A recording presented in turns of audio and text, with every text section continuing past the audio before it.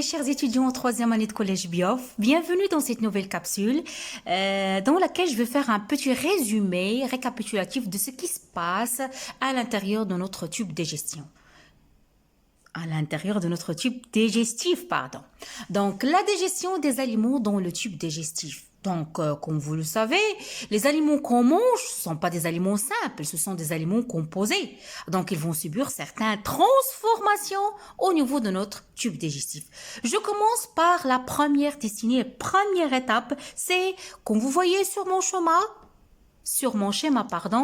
une femme qui est en train de manger quelque chose, un morceau de pain, je sais pas quoi. Donc, la digestion commence dans la bouche. Oui, la digestion, elle commence dans la bouche. Assurée par quoi?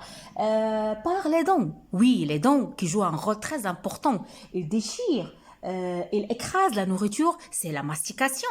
Puis, il y aura aussi, cette nourriture sera imprégnée de salive qui est sécrétée, cette salive-là, par les glandes salivaires, comme vous voyez la photo ici. Ce sont les glandes salivaires. Je vais vous montrer, rapprocher la photo, regardez avec moi.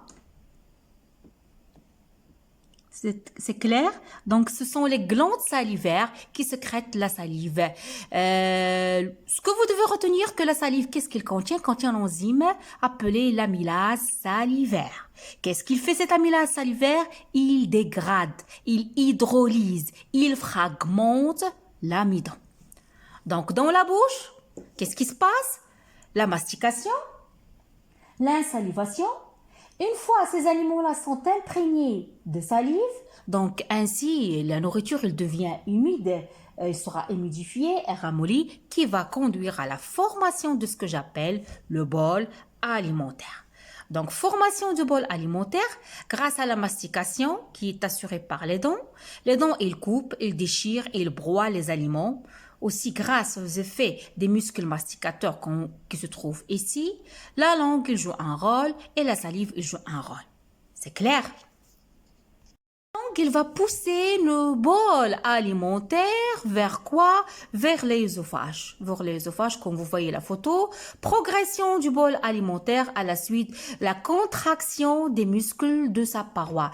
L'œsophage, il est doté de muscles qui se contractent qui permet le passage de ce bol alimentaire. Une fois arrivé donc, vous voyez, notre chemin commence de la bouche, à travers l'œsophage, vers l'estomac. Voilà la photo. Regarde avec moi, attendez. Donc, c'est au niveau de l'estomac où il y aura tout un ensemble de réactions qu'on va étudier.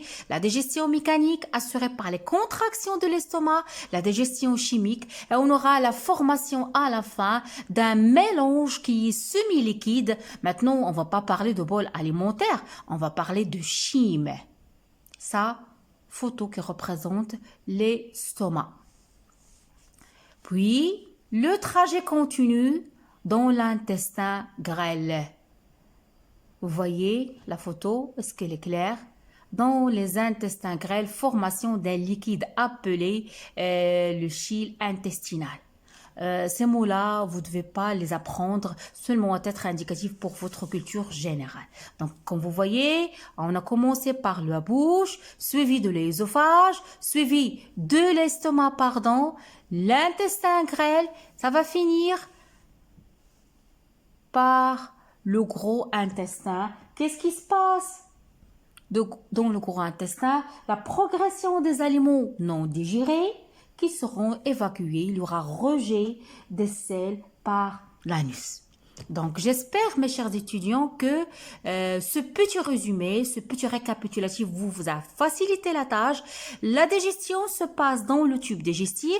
De quoi il est composé le tube digestif? Il est composé de la bouche, il est composé de l'œsophage, de l'estomac, attendez, l'intestin grêle et le gros intestin. Ma capsule touche à sa fin. Je vous donne rendez-vous à une autre capsule. Soyez attentifs, soyez vigilants parce que ça va commencer notre voyage à l'intérieur de l'appareil digestif. Soyez à l'heure, abonnez-vous à ma chaîne, laissez-moi des commentaires si vous n'avez pas compris quelque chose. Je vous adore.